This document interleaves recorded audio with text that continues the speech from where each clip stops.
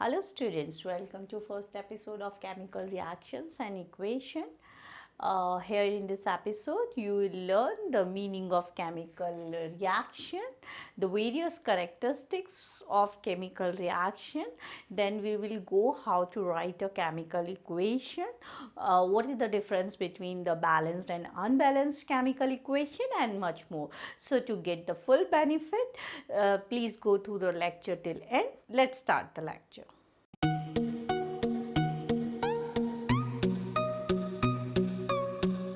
So first we should know what is the meaning of chemical reaction, because the chapter is divided into two halves. The one is chemical reaction and the other is chemical equation.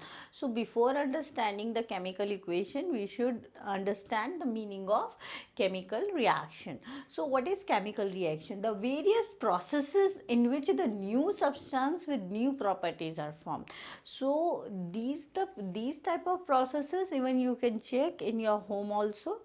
For example, in your day-to-day life, we will observe these types, some of the chemical reaction, like souring of milk, that is a chemical reaction. Formation of curd from milk, that is another kind of chemical reaction.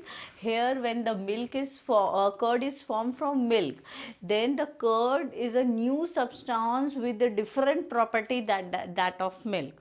So that's why cooking of food, when we cook the food, then the properties of the cooked food is different from the uncooked. Digestion is also a chemical reaction take place in our stomach. Rusting is another chemical reaction in which when the iron or any metal get rusted, then the new substance with the new properties are formed. Fermentation of grapes, we can say.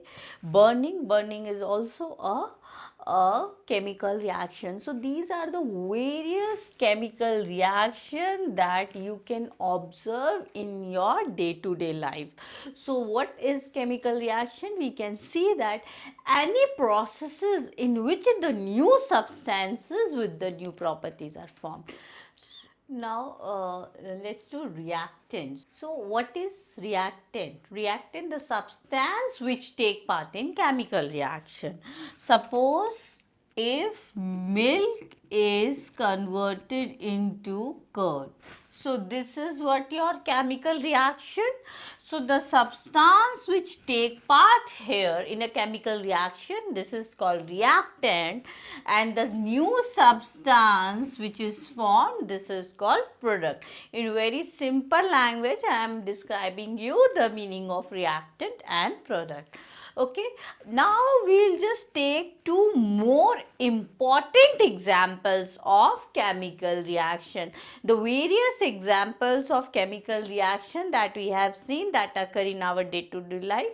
Now two more examples. From these two examples, so many questions can ask in exam. So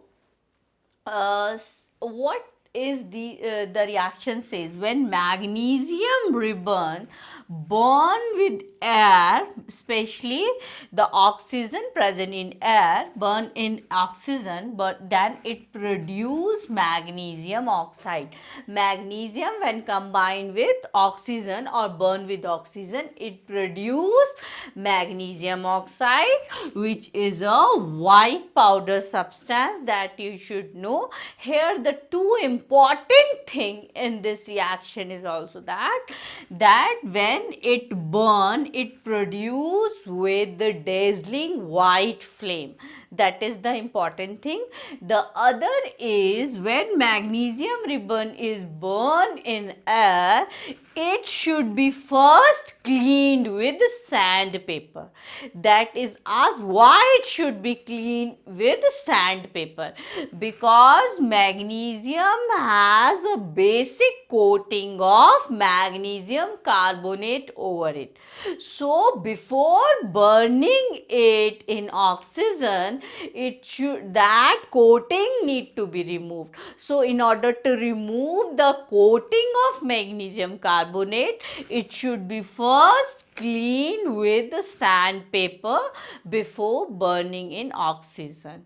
Okay, so that is the first chemical reaction. Second chemical reaction is when zinc granules. What are zinc granules? The small solid crystals of zinc. So when the zinc granules react with the sulfuric acid, then it produces zinc sulfate and release hydrogen gas. That is the good method for the production of hydrogen gas in laboratory. So that is also the example of your chemical reaction. Here one question is asked, why zinc granules, why not zinc? Why the zinc granule is required here in this reaction? Means small particles of small solid particles of zinc.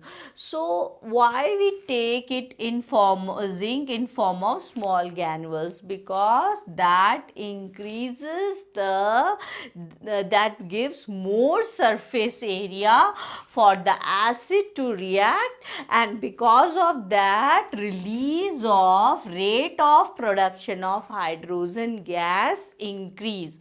So in order to produce the hydrogen gas at a faster rate, we just take the zinc in the form of granules. Now let's start various characteristics of chemical reaction. Here I will give you 2 or 3 example with each characteristic. So first is evolution of gas. So whenever the chemical reaction take place, gas may evolve during that reaction.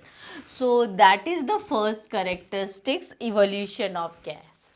So this example we have already studied that zinc granule when react with dilute sulfuric acid, it forms zinc sulfate and it release hydrogen gas. Generally the evolution of gas we just represent by the upward arrow. So whenever the gas is released, as for example hydrogen gas in symbolic form, then we just can show by this symbol, or we can just write the state that it is a gaseous form. So the evolution of gas can take place. So here in this reaction hydrogen gas is released. So one more example, sodium carbonate when react with dilute hydrochloric acid, it forms salt plus water plus release carbon dioxide gas. So here the CO2 gas here in this reaction, CO2 gas is released. So here are the 2 examples that shows that whenever the chemical reaction take place, the gas may evolve. So next important characteristics of chemical reaction is formation of precipitate. So the first, whenever the chemical reaction take place, then the gas may evolve. The second is precipitate may form. So that is the another characteristic. So formation of precipitate, to know the formation of precipitate, we should know first what is the meaning of precipitate. So precipitate is a solid product which separates out from the solution during the chemical reaction. Suppose you have taken an aqueous solution of any mixture and the substance, the substance which is insoluble in that aqueous solution or that separates out, that is what your precipitate. So that is the solid insoluble product that separate out is called precipitate. So the example of precipitation reaction is that you need to memorize these 2 reaction with the characteristic color color, that when potassium iodide solution reacts with lead nitrate solution, then it forms lead iodide and sodium nitrate, potassium nitrate, that is the side product, side product, but the main is important here is the lead iodide. So lead iodide is insoluble product, the solid product that separates out in this solution form. In this solution form, that is what called the precipitate, and its color is yellow. It is yellow PPT. And the precipitate, how will you predict that whether it is precipitate? It is generally characterized shown by the down arrow. Okay, so whenever the something is characterized by down arrow, it shows that it is precipitate. Barium chloride solutions react with sulfuric acid. It forms white PPT of barium sulfate. It forms white PPT of barium sulfate. Again, you can show this by down arrow. Okay, so these are the two examples to show there is a formation of precipitate during a chemical reaction. So the next characteristic is change in color. So whenever the chemical reaction take place, the color of the solution may get changed. So the first was the whenever the chemical reaction take place, it may evolve some gases. So you should know at least two examples of evolution of gas, because that may directly ask in examination. And the second was the formation of precipitate, the solid insoluble solid product may form. Okay, that is what the precipitate. The next is the change in color. So here I have taken two important examples that shows the change in color. First, the example is when the citric acid that is present in the lemon juice, when react with dilute potassium permanganate, the color of the potassium permanganate solution is purple. When this lemon juice is added in the solution form and it becomes purple to colorless. So that is the chemical reaction take place between the lemon juice and dilute potassium permanganate, and what is the result form that we seen here, the change in color. The next is when sulfur dioxide is passed with acidified potassium dichromate, then the color of the solution is orange, and when we pass this gas over this solution, then the solution changes its color from orange to green. So that is what the chemical reaction is characterized by, the change in color. So the next characteristics is change in temperature. That is very important characteristic.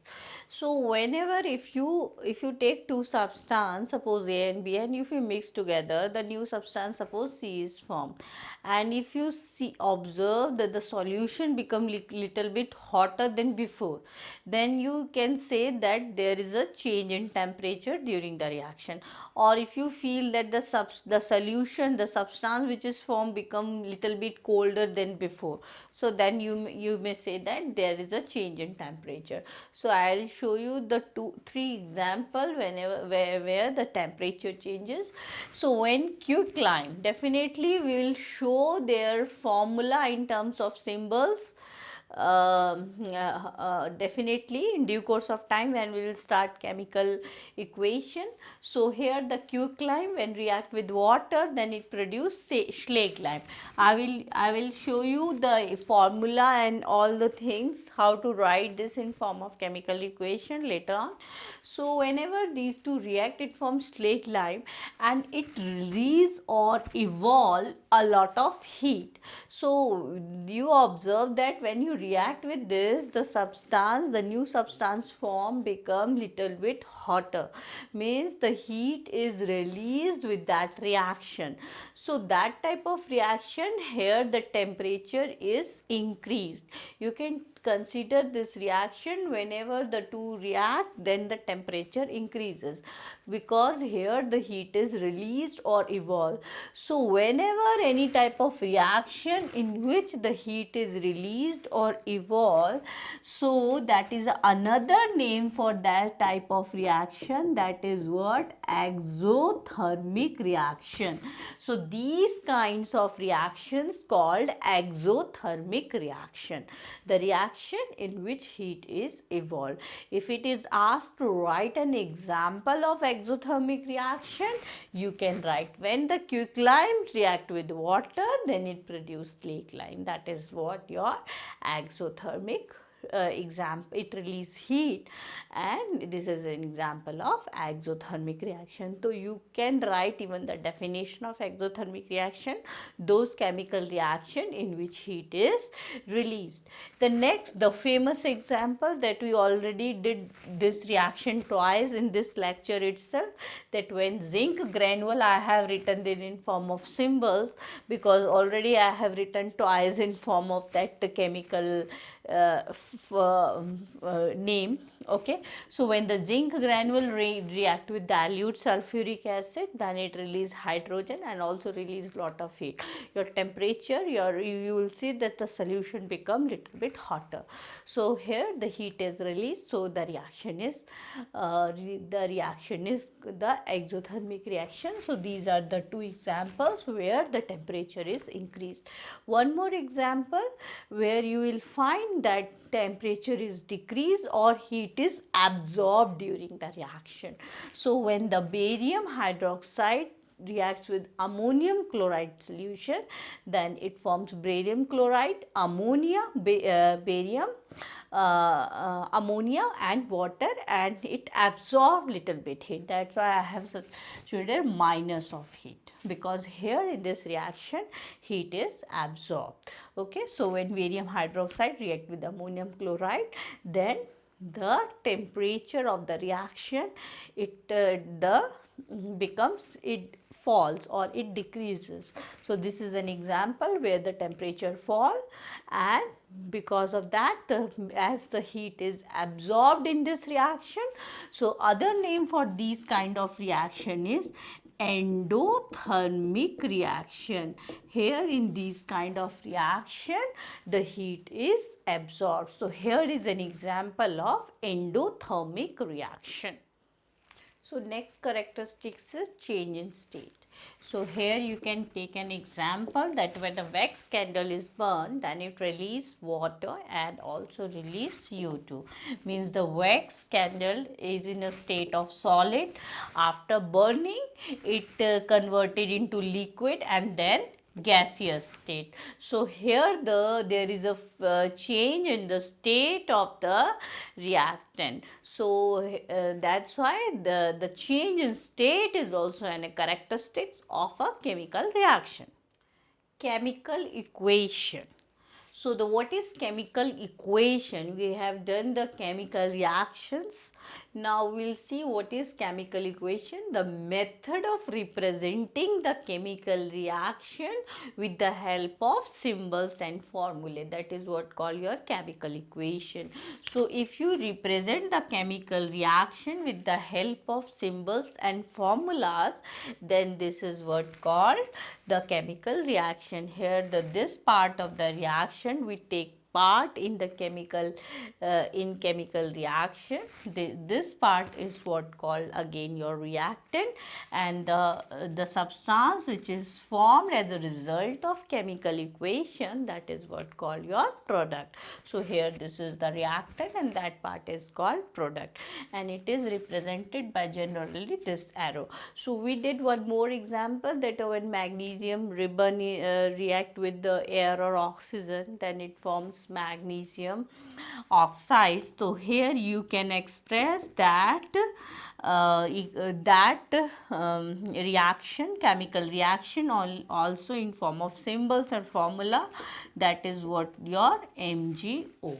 Okay, so the another example is calcium hydroxide. When passed with carbon dioxide gas, then it forms calcium carbonate and water. So this is an another example where I have written the reaction in terms of symbols and formulas. So this is what, how do we write the chemical equation. The next is balanced and unbalanced chemical equation. What does it mean? Unbalanced chemical equation. Unbalanced chemical equation means it has an unequal number of atoms of different element in reactant and product. For example, here is a reaction that I have taken H2 plus O2 and hydrogen combined with oxygen, it forms water, that we know. But here if you find that here the number of atoms, the two atoms of hydrogen and two atoms of oxygen, and here if you just see two atoms of hydrogen and one atom of oxygen only is there in the reactant part. So here the number of atom in the element oxygen is not equal in both reactant and product here. So that's why this reaction is called unbalanced chemical equation. So and another example of unbalanced chemical equation that we can take, Mg plus O2 gives NgO. If you here you will see one atom of magnesium, here also one atom of magnesium, but here you will see the two atom of oxygen, here the one atom of oxygen. So here the number of oxygen atoms are number of oxygen atom is not balanced. So this is called unbalanced chemical equation, or you simply say this unbalanced chemical equation or skeletal chemical equation. This is also called skeletal chemical equation. Okay, next is balanced chemical equation, means that which has equal number of atom of different element in the reactant and product. So here if you will see two atom of hydrogen, two atom of oxygen, and here the two atom of hydrogen, one atom of oxygen. So if I just multiply this by 2 in order to make the two atom of oxygen, so the atom of oxygen get balanced. Now I have to balance the number of atom of hydrogen also. So here the 4 atom of hydrogen, and here also if I multiply this by 2, then the 4 atom of hydrogen. So here I will see that each element, a different element has equal number of atoms in each of the reactant and product. You will see here the 4 atom of hydrogen, 4 atom in reactant, 4 atom in product, okay, and oxygen 2 atom in reactant and 2 atom in. Here you will see it's one molecule of oxygen, but if you just find oxygen, so you can say the 2 atom of it formed by the 2 atom of it contain 2 atom of oxygen. So you can say this also. So here it is balanced. Now if I just want to check with this reaction, if I just want to balance this reaction, okay, so if I want to balance this reaction, how can I balance? Since it has 2 atom of oxygen, so here I need to multiply it by 2. So now it becomes 2 atom of oxygen. Now here it is 2 atom of magnesium also. So I just multiply here by 2 in order to make this a balanced chemical equation. The important question comes, why there is a need to balance the chemical equation? Why we can't write the unbalanced chemical equation? Okay, why there is a need for balancing? There is a need for balancing in order to satisfy the law of conservation of mass in chemical reactions. So in order to follow the law of conservation of mass, we need to balance the chemical equations. So let's start how to balance a chemical equation. Suppose this is a chemical equation that I need to balance. To balance a chemical equation, we just have to follow some steps that I am going to explain you. First, I am writing here the elements. Okay, elements. What are the elements that is used in the reaction? Iron, oxygen, and hydrogen. So, in reactant and product, I just write separately the number of atom. Fe in reactant, 1 Fe, in product 3 Fe. Fe3 meaning 3 Fe. Oxygen in reactant 1. In product it is 4. Okay. Hydrogen in reactant 2. Total hydrogen in reactant 2. Total hydrogen in product also 2. Okay, so here we have written that we have one Fe. Hydrogens is balanced, but oxygen and Fe, the number of Fe atom and number of oxygen atom in reactant and product are not same. So for that we need to balance it. So how can we balance this? So just I am going to balance first, one by one I will just balance. First I will balance this oxygen. So atom of oxygen. Okay, atom of oxygen. Atom of oxygen, if I say in reactant and product, so where the oxygen is present in reactant? 1 in H2O and 4 in Fe3O4. If I just want to make the oxygen atom equal, then I have to multiply this by 4. If I multiply this by 4, then the oxygen, here the oxygen atom becomes 4 and here the oxygen atoms becomes 4. So now I am going to multiply this with 4 in the main reaction. I need to write the main reaction. Fe3O4 plus H2. So what I do?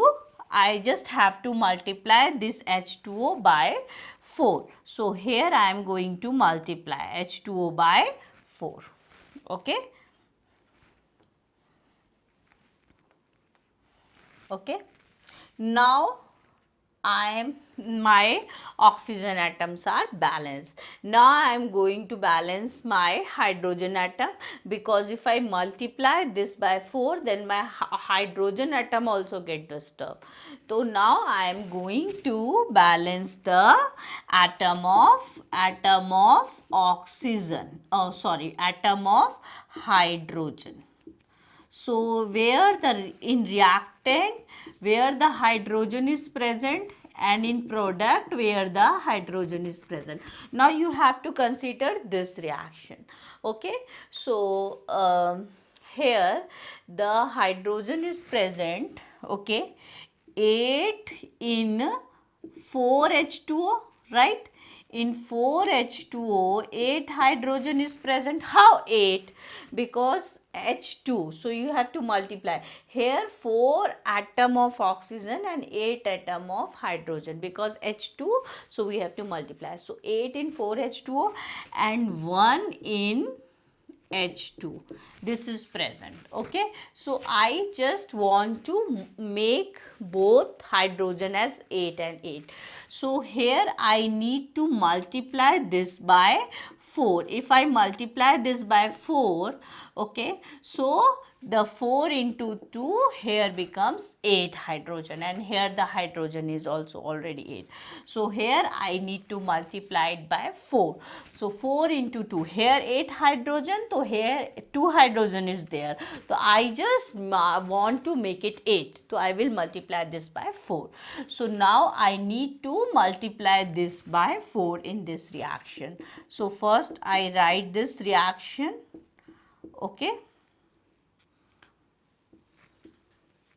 Fe3O4 plus H2. Now what I did previous step, in the previous step, I multiply this by 4. Now I have to multiply this by 4 in order to make both the 4's hydrogen equal. Now my hydrogen is balanced, my oxygen is balanced. Now it's turn for iron. So atoms of Fe, reactant. In reactant, one atom of Fe, okay, only one atom of Fe, and in product 3 in Fe3O4. So here the 3 Fe is there and here 1 Fe is there. So I just multiply this by 3, okay. I just multiply this by 3 in order to make Fe's equal. Now my oxygen, if I just multiply this by something, then my oxygen also get disturbed, but here it is alone, so I just multiply this by 3. So the reaction becomes, now my reaction becomes Fe plus H2O gives Fe3O4 plus H2. So what I did in the previous two steps, I multiplied this by 4 and this by 4. Now here I just have to multiply this by 3. Now I can check all the elements, number of atom of all the different element are balanced in reactant and product. 3 Fe, 8 hydrogen, here also 8 hydrogen, here 4 oxygen, here also 4 oxygen. So now my reaction is balanced. So these are the various steps that we need to follow during the balancing of a chemical reaction, that you can do by hit and trial method also to balance this chemical equation. For that you need not to write all the steps. That is what I have explained. That is very, if you are in very initial state, if you are balancing the reaction, and if you not able to understand that how many elements are there present in Fe or oxygen, then you just have to follow this step. But after lot of practice, you will able to do the balancing directly while writing only the chemical equation. So after balancing the reaction, you just have to represent the physical state of the various substance used in the reactant and product. For example, here Fe, so Fe that should be in the solid state. For the solid state we use S, for the liquid state we use L, for the aqueous AQ, and for gases we use the G. So here the water in the gaseous form, Fe3O4, that is what your solid, and here the hydrogen is gaseous form. So here after just balancing the reaction, the final stage comes, that when we show the physical state of the various substance evolved in the reactant and product. So here I have given you the basic idea about the chemical reaction and the chemical equation, the balancing of the chemical equation, etc. So in the rest part of the chapter we will cover in the next episode. Keep practicing.